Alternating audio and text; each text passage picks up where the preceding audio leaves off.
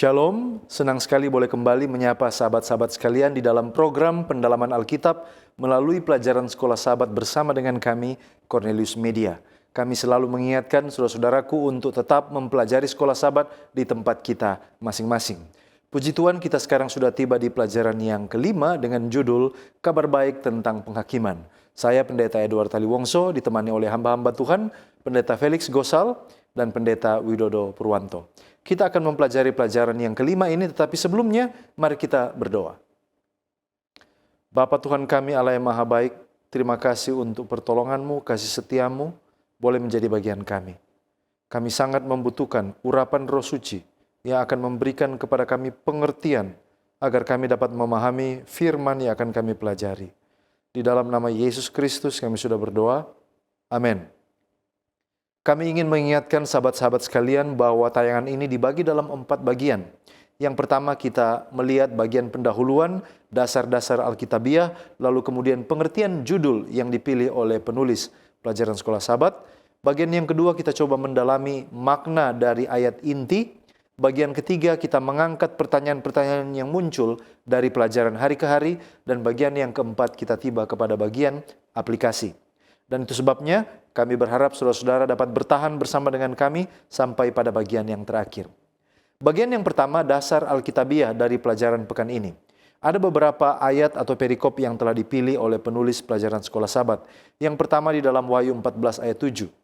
Ayat ini menggambarkan penglihatan seorang malaikat yang membawa Injil abadi untuk disampaikan kepada seluruh umat manusia.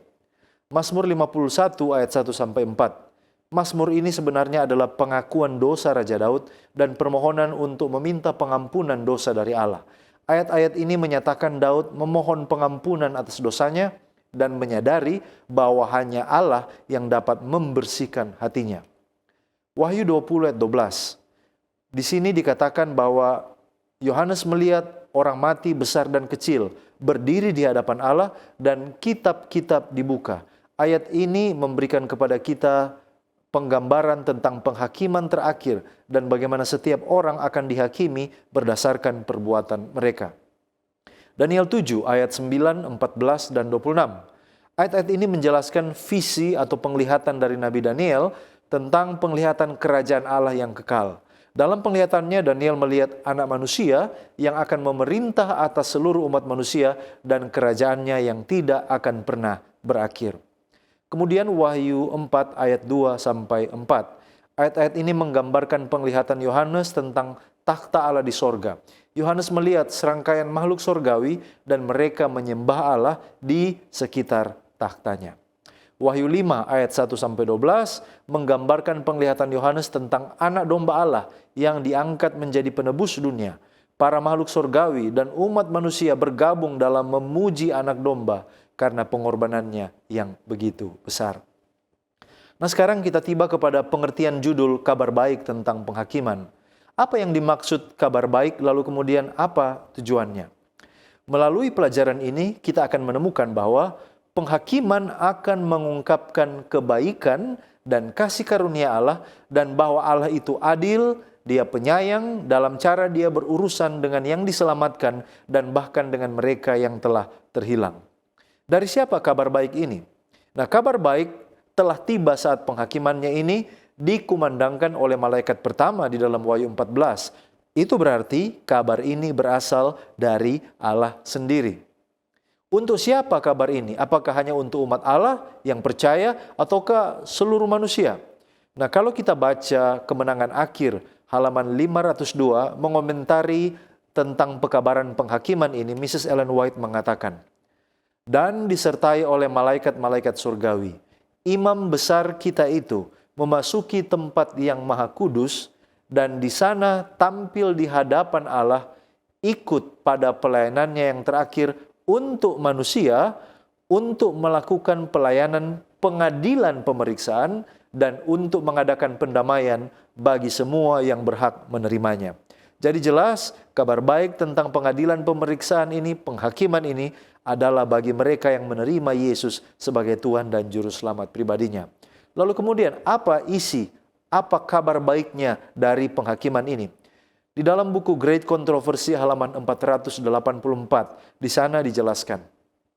Semua orang yang telah sungguh-sungguh bertobat dari dosa dan dengan iman mengakui darah Kristus sebagai korban penebusan mereka, telah menerima pengampunan atas nama mereka di dalam kitab-kitab di sorga, karena mereka telah mengambil bagian di dalam kebenaran Kristus dan karakter mereka ditemukan selaras dengan hukum Allah.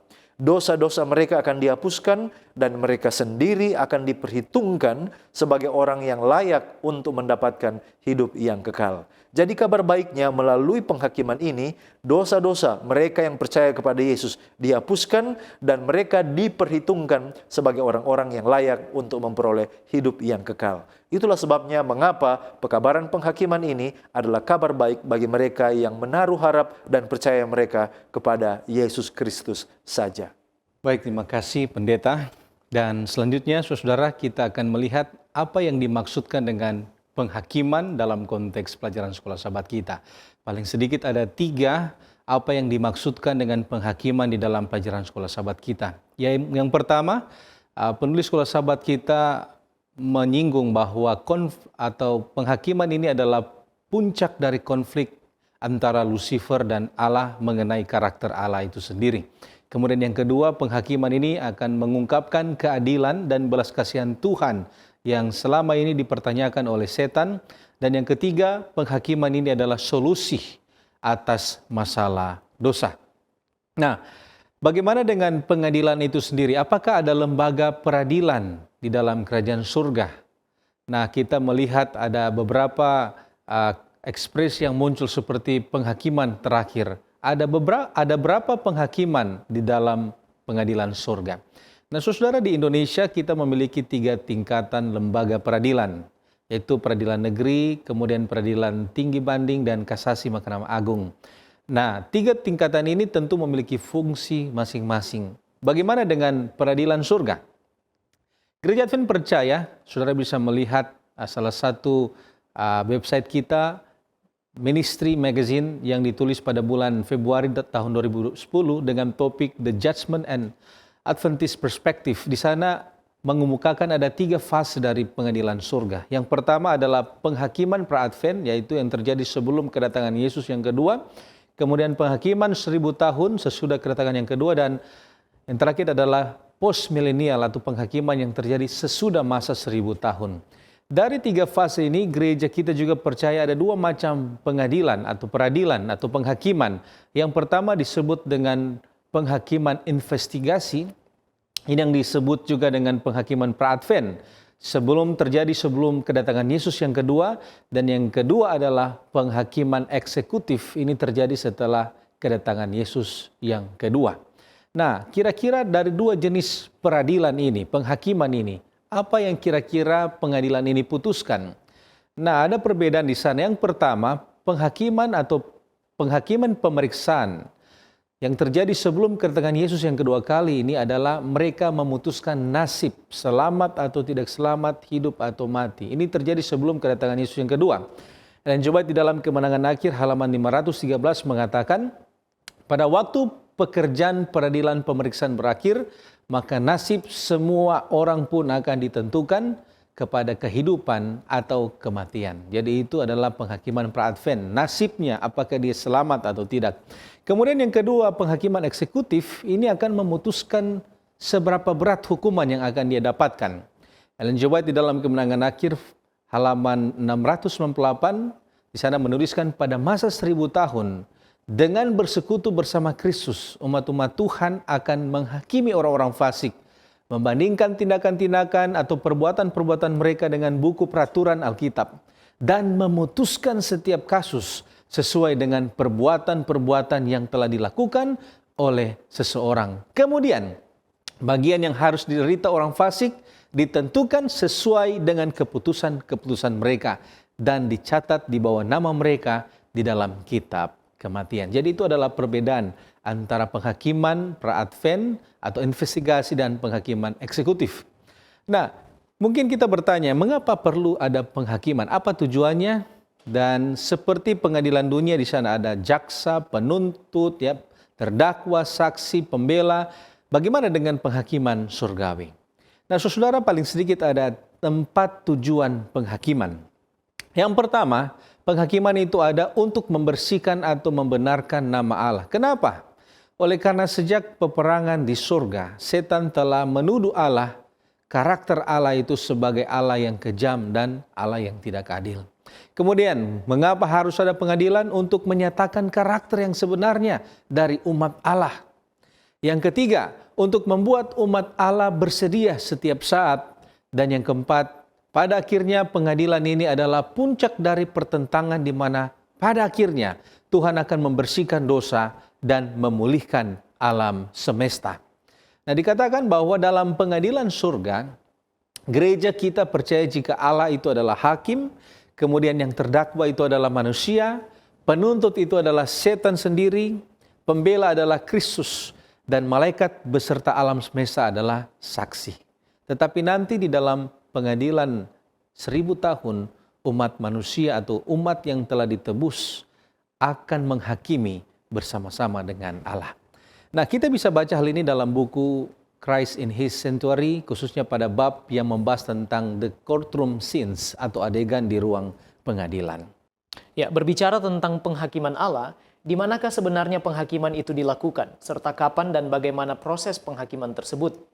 Daniel pasal 7 ayat 9 dan 10 berkata, "Sementara aku terus melihat, tahta-tahta diletakkan, lalu duduklah yang lanjut usianya, pakaiannya putih seperti salju dan rambutnya bersih seperti bulu domba, kursinya dari nyala api dengan roda-rodanya, dari api yang berkobar-kobar, suatu sungai api timbul dan mengalir dari hadapannya, 1000 kali beribu-ribu melayani dia, dan selaksa kali berlaksa-laksa berdiri di hadapannya, lalu duduklah majelis pengadilan dan dibukalah kitab-kitab."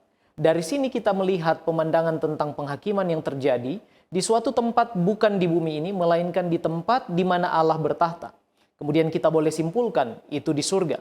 Nah, hal ini juga ditegaskan oleh apa yang disampaikan di dalam kitab Wahyu pasal 4 ayat 1 dan 2 tentang pemandangan yang sama, yaitu tentang pengadilan atau penghakiman yang berlangsung di surga. Berdasarkan Daniel pasal 7 ayat 10, mekanisme dan proses penghakiman Allah sendiri semuanya berdasarkan catatan-catatan atau buku-buku yang ada di sorga. Wahyu 20 ayat 12 mengatakan, "Dan aku melihat orang-orang mati, besar dan kecil, berdiri di depan tahta itu, lalu dibuka semua kitab, dan dibuka juga sebuah kitab lain, yaitu kitab kehidupan, dan orang-orang mati dihakimi menurut perbuatan mereka, berdasarkan apa yang ada tertulis di dalam kitab-kitab itu." Dan ini sama dengan yang dikatakan di dalam Alfa Omega jilid 8 halaman 502. Buku-buku catatan di surga di mana nama-nama dan perbuatan-perbuatan manusia dicatat akan menentukan keputusan dari pengadilan itu. Jadi ini adalah proses dan mekanisme pengadilan atau penghakiman itu berlangsung. Nah, kapankah itu dimulaikan? Alfa Omega jilid 8 halaman 508 dikatakan di sana, "Pada waktu yang ditentukan bagi penghakiman, akhir dari 2300 hari pada tahun 1844, menurut Daniel 8 ayat 14, pekerjaan pemeriksaan dan penghapusan dosa dimulai. Semua orang yang pernah mengambil nama Kristus bagi dirinya harus melalui penyelidikan yang teliti, baik yang hidup maupun yang sudah meninggal, harus dihakimkan menurut perbuatan mereka berdasarkan apa yang tertulis di dalam kitab-kitab." Nah, hal yang sama juga disampaikan dalam buku Fundamental Beliefs 24 halaman 354. Penyempurnaan pelayanan Kristus ini akan menandai penutupan pintu kasihan bagi manusia, dan itu terjadi menjelang kedatangannya yang kedua kali. Nah, sekarang kapankah pembacaan putusan dari penghakiman itu? Dan apa kira-kira isi putusan? Apakah hanya melulu tentang surga dan neraka atau ada hal yang lain? Mari kita lihat, Gereja Masih Advent hari ke-7 percaya bahwa paling tidak ada 3 tahap penghakiman. Yaitu yang pertama, pre-advent investigative judgment atau penghakiman pemeriksaan, sebelum kedatangan Kristus yang kedua kali dan sebelum masa 1000 tahun dimulai. Atau bisa juga disebut premillennial judgment atau penghakiman premillennial. Nah, penghakiman ini, penghakiman pemeriksaan menunjukkan kepada makhluk-makhluk surgawi siapa di antara orang mati yang tertidur dalam Kristus yang dianggap layak untuk ikut ambil bagian dalam kebangkitan yang pertama. Itu juga membuat nyata siapa di antara mereka yang masih hidup yang tinggal di dalam Kristus, memelihara hukum-hukumnya dan beriman kepada Kristus, dan di dalam Dia kemudian siap diubahkan untuk memasuki kerajaannya yang kekal. Penghakiman ini membuktikan keadilan Tuhan dalam menyelamatkan orang-orang yang percaya di dalam Yesus, dan itulah yang menyatakan bahwa barang siapa yang tetap setia kepada Tuhan akan menerima kerajaan itu. Fundamental Beliefs 24 halaman 354. Yang kedua, jenis millennial judgment, yaitu penghakiman yang melibatkan umat-umat Allah yang diselamatkan untuk turut memerintah di sorga, serta saat di mana iblis dirantai selama 1000 tahun di bumi yang kosong, menurut Wahyu pasal yang ke-20, dan penghakiman jenis ini terjadi tepat sesudah kedatangan Yesus yang kedua kali. Yang ketiga, post-millennial judgment, yaitu penghakiman yang berlangsung sesudah masa 1000 tahun, di mana orang jahat akan mengalami kematian kedua, yaitu kematian kekal, bersama dengan setan dan para pengikutnya juga menerima penghukuman yang kekal. Nah, pembacaan putusan hasil dari pengadilan atau penghakiman terakhir Allah adalah tepat sesudah pre-investigative judgment atau penghakiman pemeriksaan, yaitu pada saat kedatangan Kristus yang kedua kali. Alfa Omega jilid 8 halaman yang sama 508 dikatakan bila mana pengadilan pemeriksaan selesai, maka Kristus pun akan datang dan upahnya ada bersama-sama dengan Dia yang akan diberikan kepada setiap orang sesuai dengan perbuatannya. Pada waktu pekerjaan pengadilan pemeriksaan berakhir, maka nasib semua orang pun akan ditentukan kepada kehidupan atau kematian. Masa percobaan atau pintu kasihan ditutup tidak lama sebelum Tuhan tampak di awan-awan langit. Dan menurut Wahyu 22 ayat 12, sesungguhnya aku datang segera, dan aku membawa upahku untuk membalaskan kepada setiap orang menurut perbuatannya. Dan ini sama yang dikatakan di dalam Seventh Day Adventist Bible Commentary volume 7 halaman 828. Dan isinya bukan hanya sekedar surga atau neraka, orang diselamatkan atau tidak, tetapi dikatakan di dalam buku Great Controversy 678, pertikaian besar itu telah berakhir, diumumkan telah berakhir. Dosa dan orang yang berdosa tidak ada lagi, dan seluruh alam semesta dibersihkan. Artinya, isinya juga adalah pemulihan alam semesta, dan semuanya itu menegaskan akan kasih Allah yang besar. Nah, sekarang kita datang kepada kapan eksekusi atau implementasi keputusan yang dibuat di dalam penghakiman Allah itu. Fundamental Beliefs 27 halaman 405 dan 406 menjelaskan dengan rinci tentang pelaksanaan hasil pengadilan yang berdasarkan Wahyu 19 sampai Wahyu yang ke-22. Proses implementasinya atau pelaksanaan dari hasil penghakiman itu dimulaikan tepat pada kedatangan Kristus, di mana orang yang benar, yang mati di dalam Tuhan akan dibangkitkan pada kebangkitan yang pertama, dan bersama-sama dengan mereka yang benar, yang hidup dalam Tuhan, yang masih hidup akan diangkat masuk ke dalam kerajaan Allah dan turut ambil bagian dalam pemerintahan Kristus selama 1000 tahun lamanya. Kemudian menurut Wahyu 20 ayat yang ke-6, sesudah masa 1000 tahun itu umat-umat Tuhan akan tinggal bersama-sama Allah di bumi yang baru yang Tuhan akan sediakan. Kemudian di saat yang sama, bagi setan atau iblis, dia akan dirantai selama milenium menurut Wahyu 20 ayat 1-3. Sementara orang-orang yang jahat tidak akan bangkit sampai lewat masa 1000 tahun menurut Wahyu pasal 20 ayat 5. Mereka kemudian akan menerima penghukuman yang kekal, yaitu kematian yang kedua bersama dengan iblis dan semua pengikutnya menurut Wahyu pasal 20 ayat 7 sampai dengan ayat yang ke-10. Baik, terima kasih Pendeta. Berbicara mengenai penghakiman, mungkin muncul pertanyaan kita, apakah setan juga mengalami penghakiman? Nah, jawabannya adalah ya. Ada 3 ayat yang menyatakan bahwa setan juga dihakimi. Yang pertama, di dalam 2 Petrus 2 ayat 4. Sebab jikalau Allah tidak menyayangkan malaikat-malaikat yang berbuat dosa, tetapi melemparkan mereka ke dalam neraka, dan dengan demikian menyerahkannya ke dalam gua-gua yang gelap untuk menyimpan mereka sampai hari penghakiman. Itu ayat yang pertama. Yang kedua, Matius 25 ayat 41. Dan ia akan berkata juga kepada mereka yang di sebelah kirinya, enyahlah dari hadapanku, hai kamu orang-orang terkutuk, enyahlah ke dalam api yang kekal yang telah sedia untuk iblis dan malaikat-malaikatnya. Dan yang terakhir di dalam Yudas 1 ayat 6. Dan bahwa ia menahan malaikat-malaikat yang tidak taat pada batas-batas kekuasaan mereka, tetapi yang meninggalkan tempat kediaman mereka dengan belenggu abadi di dalam dunia kekelaman sampai penghakiman pada hari besar. Nah, dari 3 ayat ini ada beberapa pelajaran yang bisa kita ambil. Yang pertama, bahwa setan itu akan dihakimi dan penghakiman setan akan diadakan pada hari besar, hari eksekusi, yaitu pada waktu setan akan dihakimi, dibinasakan oleh karena semua perbuatan pemberontakan yang dia awali dan menyebabkan terjadi pemberontakan juga bahkan sampai ke planet bumi ini. Pertanyaan selanjutnya, apa yang menjadi dasar penghakiman? Apakah kepercayaan kita ataukah perbuatan kita? Nah, kalau kita membaca dan menganalisa pelajaran sekolah sahabat dan bukti-bukti Alkitabiah, maka ada beberapa kebenaran. Yang pertama, perbuatan baik kita yang diberdayakan oleh Roh Kudus tidak menyelamatkan kita. Tetapi itu justru membuktikan bahwa iman kita adalah sejati. Yang kedua, penghakiman terakhir di mana Allah akan menghapus semua kepura-puraan, semua kemunafikan, semua kepalsuan, dan menembus ke dalam diri kita yang paling dalam. Disinilah pengakuan kita akan disesuaikan dengan perbuatan kita. Apakah apa yang kita akui disesuaikan juga dengan apa yang kita perbuat. Dan yang ketiga, penghakiman tidak akan pernah menjadi kabar baik bagi kita jika itu berdasarkan perbuatan baik kita. Mengapa? Karena tuduhan setan kepada kita tidak dapat dikalahkan dengan perbuatan kita. Hanya oleh kasih karunia saja, maka kita dapat dibela di dalam penghakiman. Nah, hal ini sesuai dengan pernyataan dari Mrs. Ellen White di dalam buku Testimonies for the Church, jilid 5 halaman 471 dan 472. Di sana dia katakan, kita tidak dapat menjawab tuduhan iblis kepada kita. Hanya Kristus yang dapat menyampaikan permohonan yang akan berhasil untuk kepentingan kita. Saya ulangi sekali lagi. Hanya Kristus yang dapat menyampaikan permohonan yang akan berhasil untuk kepentingan kita. Dia sanggup mendiamkan penuduhan itu dengan dalil yang didasarkan bukan atas kebaikan kita, saya garis bawahi, bukan didasarkan atas kebaikan kita, melainkan atas kebaikannya sendiri.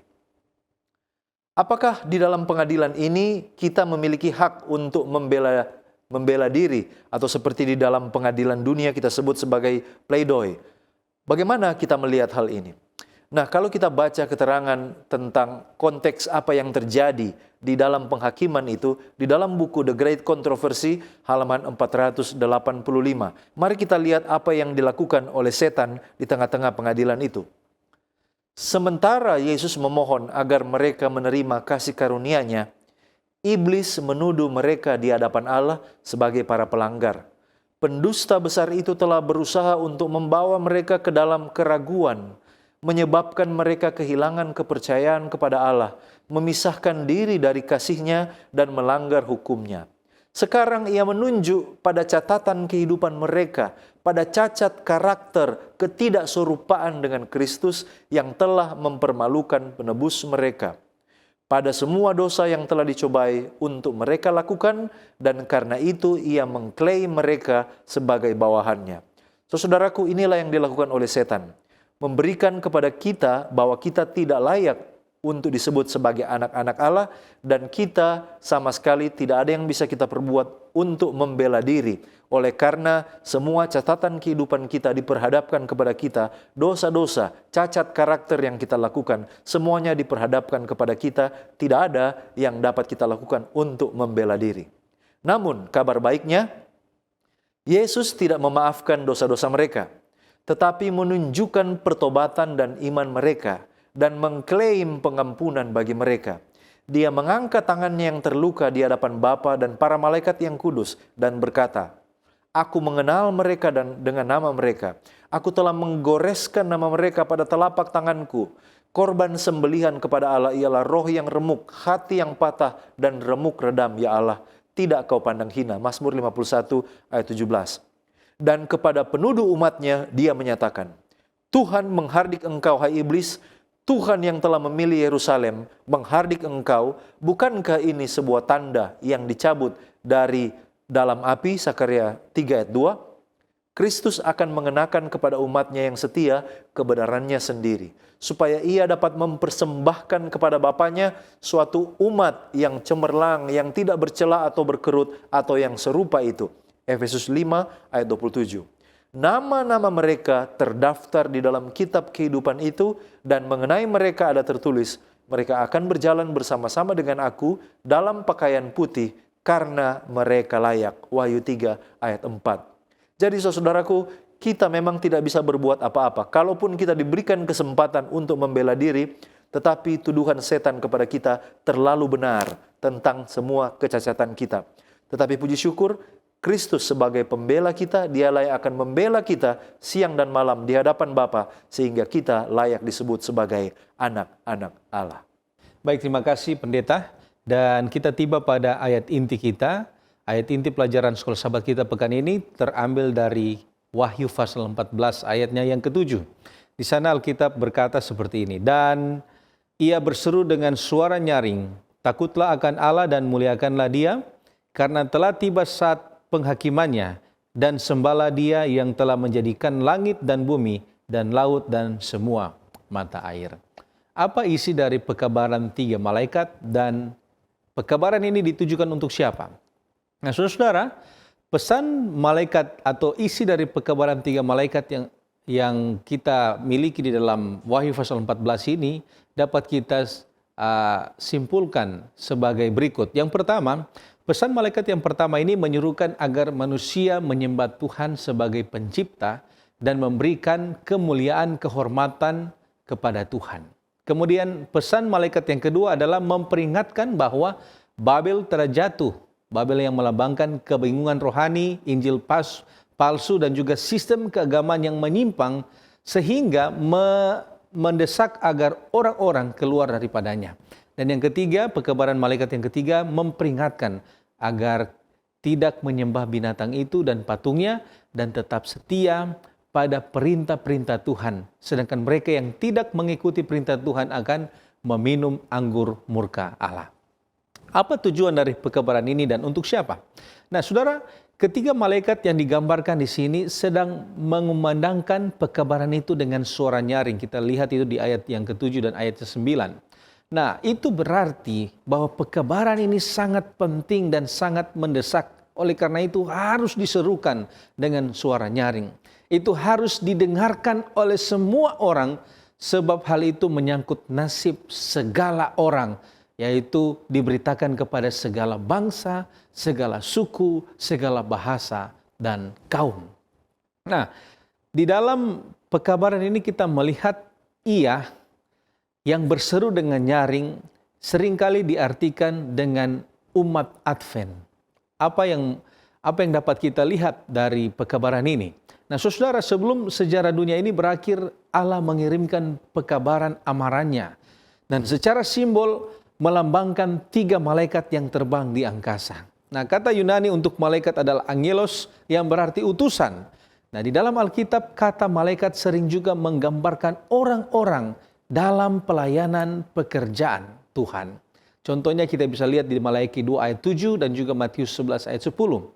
Nah, bukti-bukti dari kitab Wahyu menunjukkan bahwa 3 malaikat itu melambangkan umat Allah yang dipercayakan dengan pekabaran akhir zaman untuk diberitakan ke seluruh dunia. Kita Bible Commentary Advent halaman jilid 7 halaman 827 mengatakan malaikat adalah gambaran orang-orang kudus Allah yang terlibat dalam tugas memberitakan Injil kekal. Ya, terima kasih Pendeta. Dan di dalam ayat inti kita, apakah tugas ia berseru ini menjadi sesuatu yang wajib untuk dilakukan? Bukankah kuasa Roh Suci yang menyentuh dan memanggil orang? Bagaimana jawaban kita? Kalau kita melihat dari Matius 28 ayat 19 dan 20, perintah agung Kristus itu terus dilaksanakan oleh umat-umat percaya atau murid-murid Kristus. Dan kalau kita melihat ekspresi dari Rasul Paulus di dalam 1 Korintus pasal yang ke-9 ayat yang ke-16, maka kita dapati sesuatu yang boleh menginspirasi kita. Dikatakan di sana demikian, karena jika aku memberitakan Injil, aku tidak mempunyai alasan untuk memegahkan diri, sebab itu adalah keharusan bagiku. Celakalah aku jika aku tidak memberitakan Injil. Jadi ini adalah suatu keharusan bagi umat percaya menurut ekspresi yang disampaikan oleh Rasul Paulus. Kemudian ini juga sangat berhubungan dengan kecurahan Roh Kudus. Kisah 1 ayat yang ke-8 mengatakan demikian, bahwa kamu akan menerima kuasa kalau Roh Kudus turun ke atas kamu, dan kamu akan menjadi saksiku di Yerusalem dan di seluruh Yudea dan Samaria dan sampai ke ujung bumi. Jadi Roh Kudus menggunakan murid-murid, pengikut Kristus untuk bersaksi dengan penuh kuasa. Jadi boleh dikatakan ini adalah keharusan di mana Roh Kudus akan menggunakan setiap orang yang percaya kepada Kristus untuk berseru dengan suara nyaring, mengabarkan Injil dan mengabarkan singkatnya waktu penghakiman itu sudah datang. Nah, jika orang Advent sampaikan kepada orang lain tentang ini dan mereka tidak mau mendengar, apakah ada yang salah? Lantas bagaimana persiapan kita untuk memberitakan atau berseru dengan suara yang nyaring? Kalau kita melihat dari pelayanan Yesus, maka setiap kali Yesus mengajar atau berkhotbah, toh tidak semua orang juga mendengarkan atau menerima apa yang dia sampaikan. Jadi itu tergantung kepada penerimaan seseorang. Tetapi memang ketika kita akan keluar menginjil atau memberitakan kabar baik itu, haruslah dilakukan persiapan. Yang pertama, kita harus penuh dengan doa. Sebab tanpa doa, kita tidak akan pernah mengalami yang namanya kuasa Roh Kudus itu untuk membantu kita mengajar dan memberitakan kabar baik. Yang kedua, ada persiapan. Kita perlu belajar Alkitab, mempelajarinya dengan sungguh-sungguh dengan penuh doa, sehingga itu memampukan kita lebih menguasai lagi tentang apa yang akan kita ajarkan kepada orang. Yang ketiga, sesudah kita belajar, tentunya harus ada perubahan hidup, pertumbuhan rohani. Tanpa pertumbuhan rohani, maka kehidupan kita tidak akan menjadi sermon atau khotbah yang hidup bagi orang lain yang berkuasa juga mengajak mereka. Yang keempat, harus ada pelatihan atau training untuk mengajar bagaimana cara mengajar dan berkhotbah. Dan ini adalah peran gereja. Dan yang terakhir adalah harus ada kesatuan umat Allah. Nyonya White katakan di dalam My Life Today halaman 276, kesatuan Kristen adalah sebuah lembaga yang kuat. Dengan cara yang penuh kuasa, persatuan ini menyatakan bahwa mereka yang memilikinya adalah anak-anak Allah. Ia memiliki pengaruh yang tidak tertahankan atas dunia ini. Artinya ketika umat-umat Kristen bersatu, maka di sanalah adalah kuasa kesaksian yang boleh mengajak orang lain. Nah, bagaimana jika orang Advent tidak lakukan hal tersebut? Dan mereka berharap hanya pendeta saja. Apakah ada amaran tentang hal ini? Di dalam buku Fundamental Beliefs nomor 13 halaman 186 dikatakan di sana setiap orang percaya dipanggil untuk turut serta secara pribadi dalam kesaksian yang meliputi seluruh dunia. Jadi bukan hanya pendeta saja atau para pelayan saja, tetapi setiap orang, pria, wanita, tua dan muda dipanggil untuk secara pribadi menyaksikan tentang kabar baik ini ke seluruh dunia. Dan kemudian Alfa Omega jilid 5 halaman 198 dikatakan, setiap murid yang sejati dilahirkan ke dalam kerajaan Allah sebagai seorang pengabar Injil. Orang yang minum dari air hidup itu menjadi mata air hidup pula. Penerima itu menjadi pemberi. Rahmat Kristus dalam jiwa adalah bagaikan mata air di padang belantara yang meluap-luap untuk menyegarkan semua orang, serta menjadikan mereka yang sudah hampir binasa ingin minum air hidup itu. Jadi mari kita berseru dengan suara nyaring, sebab beberapa waktu yang lalu kita pelajari, kita adalah malaikat-malaikat yang mengabarkan pekabaran 3 malaikat yang tercatat di dalam Wahyu pasal yang ke-14 ayat 6 sampai dengan ayat yang ke-12. Baik, terima kasih pendeta. Sekarang kita mencoba melihat Daniel pasal 7. Nah, Daniel pasal 7 ayat 1 sampai 8 ini adalah sebuah penglihatan yang dilihat oleh Nabi Daniel tentang 4 binatang yang muncul melambangkan kekuatan yang akan datang dan pergi. 4 binatang dan juga ada tanduk kecil yang menjadi perhatian khusus di sana.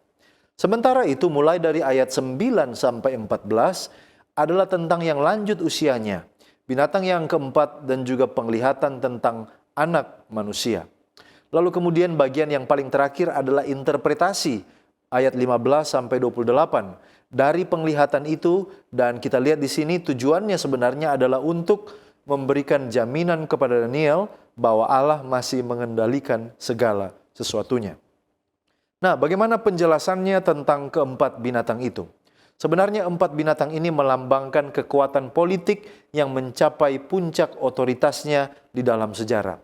Binatang yang pertama yaitu adalah Babilonia, dilambangkan dengan singa dengan sayap burung Raja Wali. Daniel 2 ayat 38 dan Daniel 7 ayat 17. Binatang yang kedua adalah Medo-Persia yang dilambangkan dengan beruang. Daniel 2 ayat 39, Daniel 7 ayat 17, Daniel 8 ayat 20. Yang ketiga adalah Yunani, yaitu macan tutul dengan 4 kepala. Daniel 2 ayat 39, Daniel 7 ayat 17, dan Daniel 8 ayat 21. Dan yang terakhir, yang keempat adalah kerajaan Roma. Binatang yang menakutkan dan dahsyat, yaitu juga paralelnya di Daniel pasal 2 dan ayat 40. Nah, bagaimana dengan tanduk di binatang yang keempat? Apa sebenarnya makna tanduk di binatang yang keempat? Menurut Andrews Bible Commentary Old Testament halaman 31, di sana dikatakan, ke-10 tanduk di ayat 24 tidak diperlakukan secara terpisah dari binatang buas atau binatang yang keempat itu, tetapi dilihat sebagai kelanjutan dari kegiatannya. Dan tanduk-tanduk itu sesuai dengan kaki dan jari-jari kaki dari patung itu, Daniel 2, melambangkan kekaisaran Romawi dan mempertahankan peradaban Romawi pada umumnya. Beberapa penafsir telah mengidentifikasikan ke-10 tanduk itu sebagai 10 suku dan kerajaan-kerajaan Eropa yang berasal dari suku-suku itu. Jadi, banyak penafsir Alkitab percaya bahwa 10 tanduk itu melambangkan cikal bakal negara atau kerajaan-kerajaan Eropa yang ada di zaman modern ini. Kemudian kita tiba kepada scene yang berikutnya ketika Daniel melihat yang lanjut usianya. Nah, siapa yang lanjut usianya ini?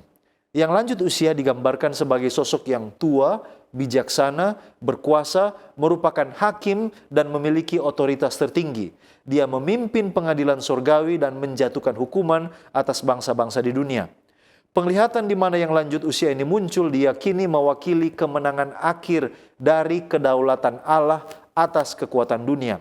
Dan penglihatan ini juga memberikan penghiburan dan jaminan bagi umat Allah, mengingatkan mereka bahwa Allah masih memegang kendali atas sejarah dan pada akhirnya akan mewujudkan keadilan dan kebenaran.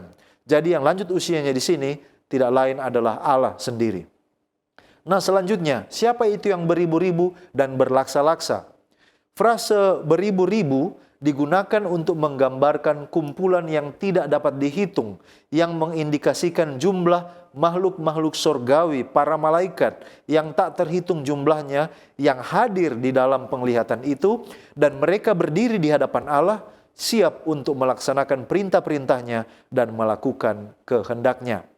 Penglihatan tentang pengadilan surgawi ini memperkuat gagasan tentang kedaulatan dan kuasa Allah yang tertinggi dengan makhluk-makhluk surgawi yang tak terhitung jumlahnya yang melayani dan menyembah Dia. Lalu kemudian, apa yang dilihat oleh Daniel ini sebenarnya peristiwa apa? Kalau kita baca di dalam Daniel 7 ayat 10, di sana kita temukan suatu sungai api timbul dan mengalir dari hadapannya, 1000 kali beribu-ribu melayani Dia, dan selaksa kali berlaksa-laksa berdiri di hadapannya. Dan perhatikan kata-kata berikut ini. Lalu duduklah majelis pengadilan dan dibukalah kitab-kitab. Jadi jelas yang dilihat oleh Daniel ini adalah peristiwa akan dimulaikannya pengadilan di sorga. Siapa saja yang hadir di dalam pengadilan ini? Kalau kita baca di dalam Daniel pasal 7, yang hadir di dalam peristiwa pengadilan itu adalah yang lanjut usianya, yaitu Allah Bapa, lalu kemudian berlaksa-laksa pelayannya, yaitu para malaikat, dan yang ketiga adalah anak manusia, yaitu Yesus Kristus itu sendiri. Apa alat bukti yang digunakan? Nah, ada 2 jenis alat bukti yang digunakan, yaitu kitab yang digunakan di dalam penghakiman. Kalau kita lihat penghakiman ini di dalam versi yang lain di Wahyu 20 ayat 12, di sana dikatakan, dan aku melihat orang-orang mati besar dan kecil berdiri di depan takhta itu, lalu dibuka semua kitab, banyak kitab, dan dibuka juga sebuah kitab lain. Perhatikan ada 2 kitab yang lain, yaitu kitab kehidupan. Kali ini hanya singular. Dan orang-orang mati dihakimi menurut perbuatan mereka berdasarkan apa yang ada tertulis di dalam kitab-kitab itu. Nah, berdasarkan ini kita lihat ada 2 alat bukti. Yang pertama adalah kitab tunggal yang disebut kitab kehidupan, yang isinya berisi daftar nama mereka yang telah menyerahkan kehidupan mereka kepada Yesus Kristus. Dan yang kedua, kitab-kitab, yaitu yang berisi perbuatan dari semua orang-orang yang berada di atas dunia ini. Pertanyaan selanjutnya, siapa seperti anak manusia ini? Nah, di dalam perjanjian baru, frase ini memiliki makna yang lebih dalam dan merujuk kepada Yesus Kristus yang disebut sebagai anak manusia. Ada beberapa argumentasi. Yang pertama, Yesus sering menyebut dirinya sebagai anak manusia di dalam Injil. Sebagai contoh dalam Markus 8 ayat 31. Yang kedua, di dalam kitab Daniel ada sebuah penglihatan tentang anak manusia yang diberi otoritas dan kekuasaan atas semua kerajaan di bumi. Dan sosok ini dipandang sebagai makhluk ilahi yang menerima penyembahan dan pemujaan dari semua orang. Dan penglihatan ini sering ditafsirkan sebagai nubuat kedatangan Yesus Kristus. Yang ketiga, frasa anak manusia digunakan di dalam Injil sehubungan dengan peran Yesus sebagai hamba yang menderita yang datang untuk memberikan nyawanya sebagai tebusan bagi banyak orang. Dan yang keempat, gelar anak manusia juga dikaitkan dengan peran Yesus sebagai hakim terakhir bagi seluruh umat manusia. Dan ini cocok dengan konteks Daniel pasal 7 tentang penghakiman. Di dalam Matius 25 ayat 31 sampai 46, Yesus menggambarkan sebuah penglihatan tentang anak manusia yang datang dalam kemuliaan untuk memisahkan yang benar dari yang jahat, untuk menghakimi setiap orang sesuai dengan perbuatan mereka. Nah, ada satu hal yang sangat menarik, yaitu identitas dari kekuatan yang ada di Daniel 7 pasal 25. Siapa sebenarnya yang dimaksud? Berdasarkan Daniel pasal 7, maka ada 9 ciri dari tanduk kecil ini. Yang pertama, dia muncul dari kerajaan Roma. Yang kedua, dia bukan raja tapi mempunyai kekuasaan seperti raja. Yang ketiga, ketika dia muncul maka menyebabkan 3 tanduk yang lain dipatahkan atau 3 kerajaan dilenyapkan. Yang keempat, dia muncul setelah periode 10 tanduk. Lalu kemudian yang kelima, dia awalnya kecil tetapi kemudian dia menjadi lebih berkuasa dari tanduk yang lain. Yang keenam, dia mengubah hukum Allah. Yang ketujuh, dia menganiaya orang-orang kudus. Yang kedelapan, dia berkuasa selama 1 masa, 2 masa, setengah masa, atau yang kita sebut 3,5 tahun secara nubuatan, atau 1260 tahun secara literal. Dan yang kesembilan, dia masih ada sampai saat ini. Jadi kesimpulannya, ini adalah sebuah kekuatan perpaduan antara politik dan keagamaan yang memiliki kekuasaan yang sangat besar dan bertanggung jawab dalam mengakibatkan penganiayaan bagi umat-umat Allah. Tetapi kekuatannya suatu saat nanti akan dihentikan oleh Yesus Kristus ketika dia berdiri untuk membela dan menyelamatkan umatnya pada akhir zaman nanti. Baik, terima kasih pendeta. Dan selanjutnya kita melangkah kepada pokok pembahasan, yaitu Wahyu pasal 4 dan pasal 5. Tentang apa dan maksudnya apa? Nah, saudara, mengenai Wahyu pasal 4 dan 5 ini, Ranko Stefanovic di dalam Plan Revelation menjelaskan jika Wahyu pasal 4 adalah sebuah pendahuluan tentang apa yang akan terjadi hingga akhir dunia ini. Nah, pemandangan ini terjadi di surga, di mana Yohanes mendapatkan kesempatan melihat upacara pentabisan Yesus yang duduk di sebelah kanan Allah Bapa. Kejadian ini terjadi tepat saat hari Pentakosta dirayakan di bumi. Nah, saudara, mari kita lihat ada beberapa ilustrasi atau simbol yang digunakan di dalam Wahyu pasal 4 dan yang kelima ini. Yang pertama, dia yang duduk di takhta ini adalah menggambarkan Allah Bapa itu sendiri. Sedangkan 24 tua-tua masih saja menjadi perdebatan. Ada yang mengatakan bahwa itu adalah 12 anak Israel dan 12 murid Yesus yang menggambarkan persatuan antara umat Tuhan dalam perjanjian lama dan perjanjian baru. Ada juga yang mengatakan itu adalah malaikat di surga. Tetapi kita percaya itu adalah gambaran umat Allah yang telah ditebuskan. Mereka memiliki kaitan erat dengan jumlah 144.000. Kemudian ketujuh obor yang menyala-nyala ini adalah Roh Kudus itu sendiri. Di mana 7 ini melambangkan kepenuhan dari pekerjaan Roh Kudus yang terjadi di zaman 7 gereja. Kemudian Ranko menyimpulkan jika 4 makhluk yang muncul di dalam pasal ini melambangkan malaikat surga yang memiliki posisi tinggi dan dekat dengan Allah. Makhluk ini adalah simbol dari pekerjaan mereka dan hal ini berbeda dengan gambaran binatang di dalam kitab Daniel. Dan sehubungan dengan 7 gulungan yang dimeteraikan itu adalah sebuah dokumen legal dan bersifat rahasia. Dokumen ini hanya dapat dibuka oleh anak domba itu sendiri dan Ranko menyimpulkan jika dokumen ini melambangkan rencana keselamatan yang belum selesai. Artinya ketika gulungan ini dibuka, trompet berbunyi dan Yesus datang, maka rencana keselamatan itu pada akhirnya direalisasikan. Nah, kemudian tunas Daud, kita juga melihat singa dari suku Yehuda dan anak domba, ini melambangkan Yesus itu sendiri. Dan yang terakhir kalau kita baca di dalam ayat yang ke-11, Ada jumlah yang disebutkan di sana, berlaksa-laksa, beribu-ribu laksa. Ini adalah total dari para malaikat, 24 tua-tua dan 4 makhluk yang disebutkan tadi di pasal 4. Nah, apakah gambaran ini sama dengan Daniel pasal 7 ayat 10? Seventh Day Adventist Bible Commentary jilid 4 halaman 828 menyimpulkan jika apa yang dilihat Daniel adalah situasi penghakiman baik pengadilan investigasi dan eksekutif yang diperlihatkan kepadanya. Sedangkan buku-buku yang dibukakan di dalam kitab Daniel tidak mengarah kepada gulungan yang dimeteraikan pada Wahyu pasal 45 ini. Tetapi lebih mengarah kepada buku kehidupan dan catatan-catatan yang dicatat di dalam Wahyu pasal 20 ayat 12. Nah, saudaraku, sebagai penutup dan aplikasi dari apa yang kita pelajari bersama melalui diskusi ini, bila anak Allah sudah mati dan kita telah ditebus dari dosa karena kita percaya, mengapa perlu lagi adanya penghakiman?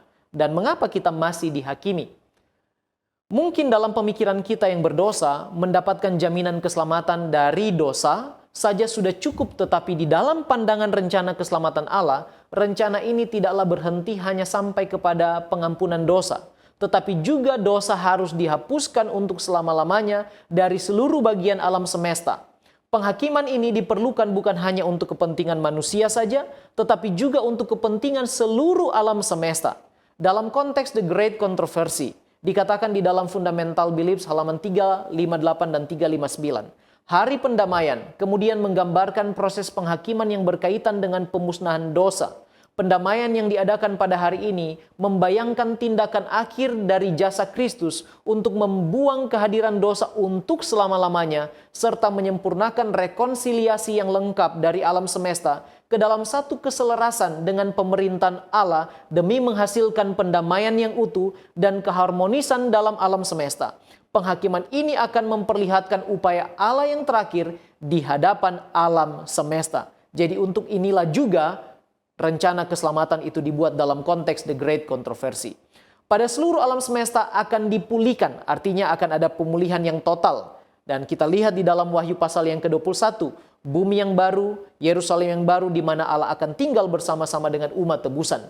Dan suatu saat nanti ketika dosa sudah tidak ada lagi, Filipi 2 ayat 10 dan 11 mengatakan, supaya dalam nama Yesus bertekuk lutut segala yang ada di langit dan yang ada di atas bumi dan yang ada di bawah bumi, dan segala lidah mengaku Yesus Kristus adalah Tuhan bagi kemuliaan Allah Bapa. Nah, apa yang kalau begitu bisa kita lakukan selama kita masih hidup agar bisa pada akhirnya diputuskan selamat atau menerima keselamatan itu? Kalau kita membaca di dalam Kisah pasal yang kedua ayat 37 dan 38, firman Tuhan katakan di sana, ketika mereka mendengar hal itu, hati mereka sangat terharu. Lalu mereka bertanya kepada Petrus dan rasul-rasul yang lain, apakah yang harus kami lakukan, saudara-saudara? Jawab Petrus kepada mereka, bertobatlah dan hendaklah kamu masing-masing memberi dirimu dibaptis dalam nama Yesus Kristus untuk pengampunan dosamu, maka kamu akan menerima karunia Roh Kudus. Artinya ada panggilan atau ajakan untuk bertobat, berbalik dari kehidupan yang lama, dan kemudian memberi diri dibaptis, kemudian akan berlaku pengampunan dosa. Dan mereka akan boleh mendapatkan jaminan keselamatan. Kemudian, prinsip yang sama juga dicatat di dalam Alfa Omega jilid 8 halaman 505. Dikatakan di sana, semua orang yang telah bertobat dari dosa dengan sungguh-sungguh dan oleh iman mengambil darah Kristus sebagai korban pendamaian mereka, mereka telah memperoleh pengampunan di samping nama mereka, kemudian dimasukkan dalam kitab-kitab di sorga, oleh karena mereka telah memperoleh bagian dalam kebenaran Kristus, dan tabiat-tabiat mereka didapati selaras dengan hukum Allah, maka dosa-dosa mereka akan dihapuskan dan mereka akan dianggap layak menerima hidup yang kekal. Intinya adalah pertobatan, perubahan hidup, mengikuti Dia dengan sepenuh hati. Dan ini bukanlah pekerjaan yang mudah, harus disertai dengan kuasa Tuhan, di mana ketika Roh Kristus itu bekerja di dalam kehidupan kita, akan ada perubahan. Kita akan membawa buah-buah di dalam kehidupan kita yang sesuai dengan perintah-perintahnya, yang berlandaskan prinsip kasih. Maka kita akan dianggap layak untuk masuk ke dalam kerajaan sorga dan menerima kehidupan yang kekal pada waktu putusan penghakiman itu disampaikan oleh Yesus sendiri. Kiranya Tuhan menolong kita, saudara-saudaraku, untuk tetap setia tinggal di dalam Kristus, bertahan dalam segala tantangan dan pencobaan hidup, dan pada akhirnya kita akan didapati setia pada hari Maranatha kita akan dapati nama kita diumumkan layak untuk selamat dan menerima kehidupan kekal. Mari kita berdoa untuk itu. Kita tunduk kepala semua. Terpujilah namamu ya Tuhan Allah kami sebab Engkau baik. Tolong kami untuk menjadi umat-umat Tuhan yang setia. Di akhir zaman ini, ketika kami ya Tuhan menghadapi penghakiman Allah, kiranya kami boleh tetap teguh berdiri di dalam iman, pengharapan, dan kasih kami kepadamu. Dan pada hari Maranatha, kami akan didapati setia dan siap mewarisi kerajaan sorga. Tolong kami hari lepas hari dengan kuasa Roh Kudus-Mu Tuhan. Sebab kami lemah dan terbatas, kami tidak sanggup berjalan sendiri. Kami hanya memerlukan kuasa Tuhan untuk terus menolong kami. Dan supaya kami boleh bertumbuh di dalam Engkau. Inilah doa kami, berkati sahabat-sahabat kami yang mengikuti program ini. Di dalam nama Yesus kami sudah berdoa. Haleluya. Amin.